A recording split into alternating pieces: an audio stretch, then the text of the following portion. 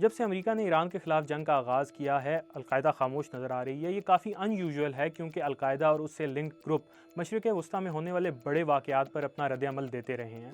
اس سال القاعدہ کی مرکزی قیادت کی طرف سے صرف ایک بیان 4 فروری کو سامنے آیا جب ایران پر حملے سے پہلے مشرق وسطیٰ میں امریکہ اپنی فوجی پریزنس بڑھا رہا تھا۔ اس بیان میں امریکہ اور اسرائیل کے خلاف حملوں کی اپیل کی گئی، جسے کئی شدت پسند تنظیموں نے ایران کی انڈائریکٹ سپورٹ کے طور پر دیکھا۔ القاعدہ کی خاموشی ایک اسٹریٹجی کے تحت ہو سکتی ہے۔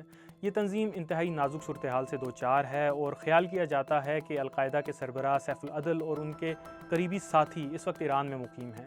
9/11 کے حملوں کے بعد القاعدہ کے بہت سارے اہم رہنما اور ان کے اہل خانہ افغانستان اور پاکستان چھوڑ کر ایران چلے گئے تھے۔ ایک طرف القاعدہ شاید ایران کو ناراض کرنے سے بچنا چاہتی ہے اور ایسے شدت پسند گروہوں کی صف میں کھل کر سامنے نہیں آ رہی جو شیعہ اکثریتی ایران کی حمایت کے خلاف خبردار کر رہے ہیں۔ دوسری طرف ممکن ہے کہ ان کی اسٹریٹجی یہ بھی ہے کہ امریکہ اور اسرائیل کے خلاف مزید بیان نہ دیے جائیں جس طرح انہوں نے 4 فروری کو دیا تھا۔ اس صورت میں ایسا بیان ایران کی انڈائریکٹ سپورٹ کے طور پر دیکھا جا سکتا ہے اور تنظیم کے اپنے حامیوں میں اس کا خراب تاثر جا سکتا ہے۔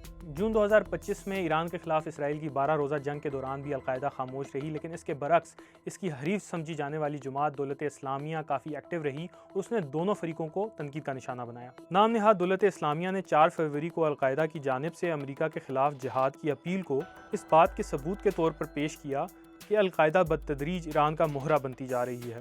سن 2022 کے بعد سے نام نہاد دولت اسلامیہ القاعدہ پر ایران کے زیر اثر ہونے کا الزام عائد کرتی رہی ہے اور اس کے لیے القاعدہ کے سربراہ سیف العدل کی ایران میں موجودگی کو دلیل کے طور پر پیش کرتی رہی ہے۔ القاعدہ کے حامیوں نے اس معاملے پہ کچھ وضاحتیں پیش کرنے کی کوشش کی ہیں۔ ان کے مطابق تنظیم کے وسائل محدود ہیں، سیف العدل کو دراصل نظر بند کیا گیا تھا یا انہیں ملک چھوڑنے کی اجازت نہیں دی گئی تھی۔ یوں محسوس ہوتا ہے کہ القاعدہ ایک نازک توازن قائم کرنے کی کوشش کر رہی ہے، جہاں ایک طرف وہ اپنے ایران مخالف حامیوں کو پیغام دینا چاہتی ہے اور دوسری طرف ایران کی ناراضگی سے بچنا چاہتی ہے۔